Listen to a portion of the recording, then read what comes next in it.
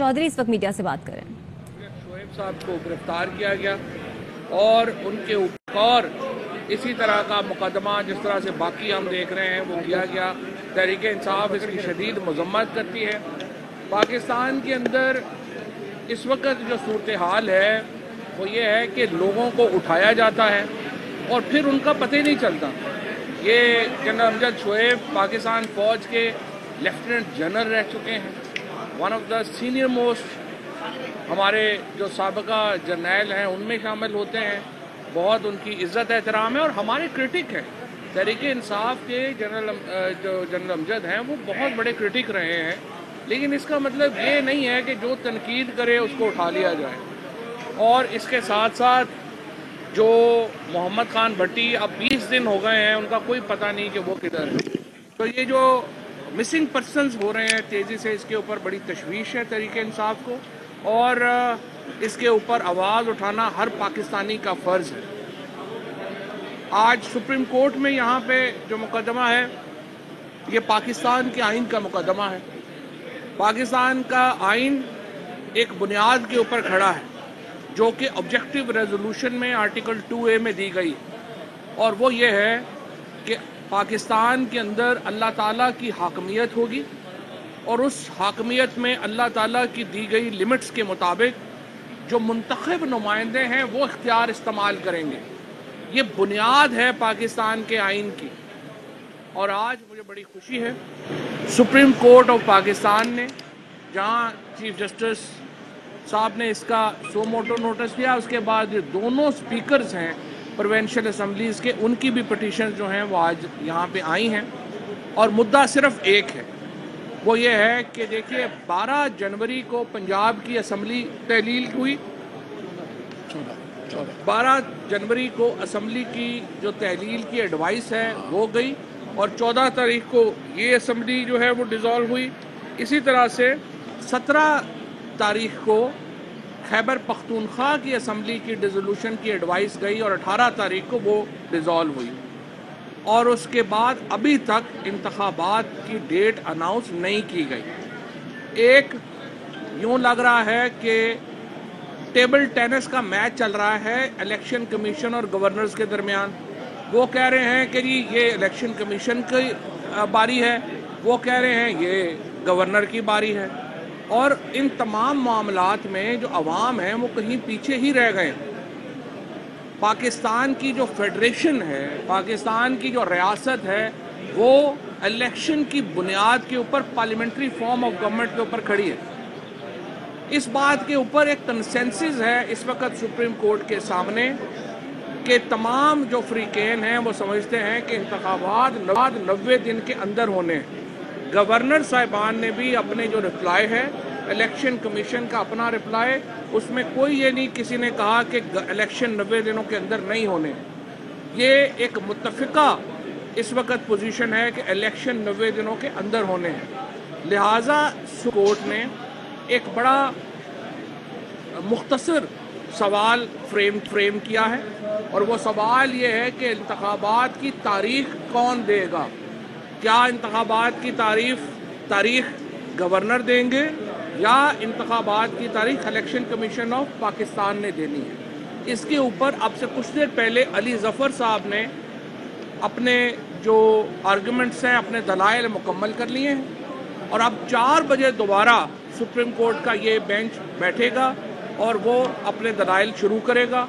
Chief justice of Pakistan अपने इब्तदाइये में ये बता चुके हैं कि इस केस का फैसला कल हो जाएगा और आज ज़्यादातर आर्गूमेंट्स मुकम्मल हो जाएंगे। हमें पूरी उम्मीद है इंशाअल्लाह अल्टीमेट फ़तह पाकिस्तान के अवाम की होगी, अल्टीमेट फ़तह फेडरेशन की होगी।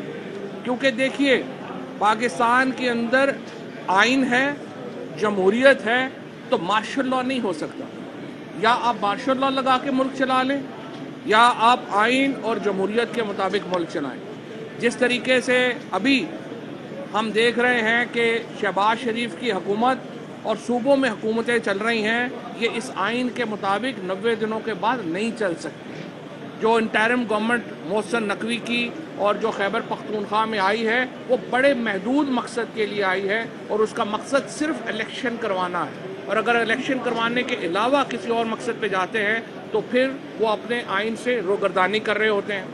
میں یہاں پر سپریم کورٹ کے خلاف جو ایک مہم چلائی گئی نون لیگ کی طرف سے، اس کی مذمت کرنا چاہتا ہوں۔ میں اپنے جو سپریم کورٹ کے جج صاحبان ہیں، جسٹس اعجاز الاحسن صاحب، مظاہر نقوی صاحب، ان کا خصوصاً تہہ دل سے شکریہ ادا کرنا چاہتا ہوں کہ جنہوں نے میگنینمٹی دکھائی اور انہوں نے بینچ سے از خود علیحدہ ہونے کا فیصلہ کیا۔ اسی طرح سے جسٹس اطہر منہلا صاحب نے جو ہے یہ فیصلہ کیا، اور جسٹس آفریدی صاحب نے یہ فیصلہ کیا، اور اس کے بعد 9 میں سے جو 5 ججز رہ گئے جن کے اوپر اب سب کا اتفاق ہے وہ یہ کیس سن رہے ہیں، اور مجھے پوری امید ہے کہ انشاءاللہ سپریم کورٹ عوام کے حق کے انتخاب کا تحفظ کرے گی، اور انشاءاللہ پاکستان میں جو دونوں صوبے ہیں وہ انتخاب کی طرف بڑھے۔ جوئی صاحب، آپ کے وکیل نے یہ کہا کہ بے شک مخالف فریق ڈیٹ دے دے کہ 90 روز میں کس نے الیکشن کرانے ہے، کوئی دے دے، کیا مریم نواز اور نواز شریف دے دے تب بھی قبول ہے؟ جو آئین کے تحت انہوں نے دینے مریم نواز اور نواز کو الیکشن کی ڈیٹ دینے کے لیے تو مجھے لگتا ہے کہ زبردستی کیمروں کے سامنے 5-7 بندے کھڑے کر کے کریں گے، وہ بھی نہیں کریں گے۔ کل جو جامپور میں الیکشن ہو گئے ہیں اس کے بعد انہوں نے الیکشن کی ڈیٹ کوئی نہیں دینی، یہ تو سپریم کورٹ نے ہی کرنا ہے اور پاکستان کی فیڈریشن نہیں کرنا ہے جو کرنا ہے۔ الیکشن کمیشن کا فیصلہ آ گیا، آپ اسمبلی جا رہے ہیں؟ جی کیا آئین پاکستان اجازت دیتا ہے سپریم کورٹ کو الیکشن کی؟ جی، جو سیکشن جو آرٹیکل 224 ہے read with section 57 election act, president of Pakistan کا اختیار ہے، اور پریزیڈنٹ آف پاکستان نے آپ کو یاد ہوگا کہ پہلے یہ خط لکھا تھا الیکشن کمیشن کو کہ آپ خود یہ ڈیٹ دیں۔ اگر الیکشن کمیشن آف پاکستان خود بھی نہیں دے رہا، گورنر بھی نہیں دے رہا، تو پھر پریزیڈنٹ آف پاکستان صدر عارف علوی صاحب نے صدر کے عہدے کی عزت بڑھائی ہے۔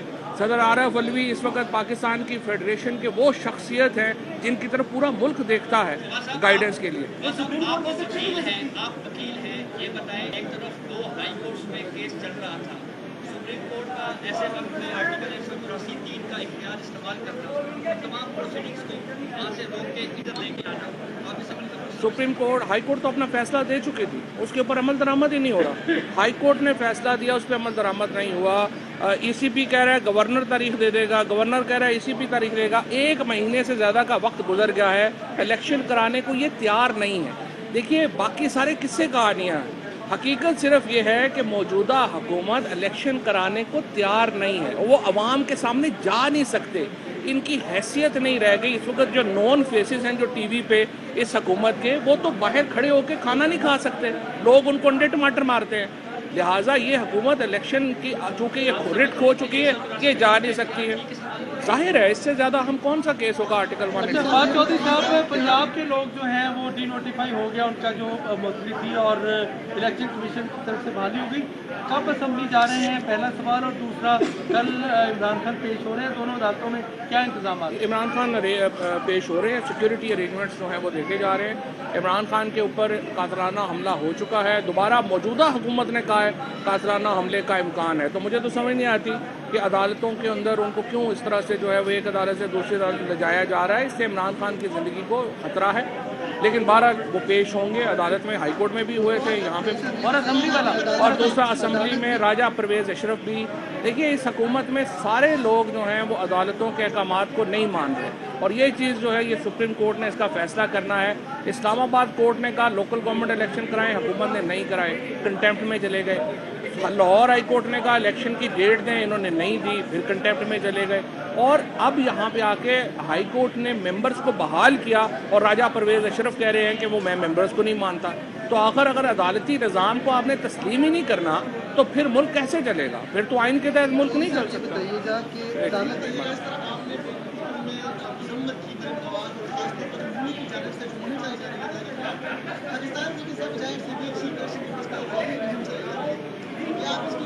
چیف الیکشن کمشنر جج نہیں ہے، انہیں چاہیے اپنا کنڈکٹ بہتر کریں، ہم ان کا احترام کرنا چاہتے ہیں، خود بھی کروانے کی کوشش کریں۔ फौजी साहब ये बताइएगा कि अदालत ने कहा है कि लाहौर हाई कोर्ट ने कहा था कि चीफ इलेक्शन कमिश्नर जो है वो गवर्नर से मुशावरत करें, लेकिन यहाँ पे सदर के साथ मुशावरत की गई। तो आप कह रहे हैं कि सदर जो है वो इलेक्शन की तारीख दे सकते नहीं, हैं। सुप्रीम कोर्ट ने तो ये कहा है कि गवर्नर की मुशावरत लिखी नहीं हुई 105 में, तो इलेक्शन कमीशन को तो डेट देनी चाहिए थी उसके बगैर, वो उन्होंने नहीं दी। सदर साहब के साथ तो सेक्शन 57 में लिखा हुआ है कि सदर कंसल्टेशन करेंगे, वो मामला अलग है, ये मामला। Thank you.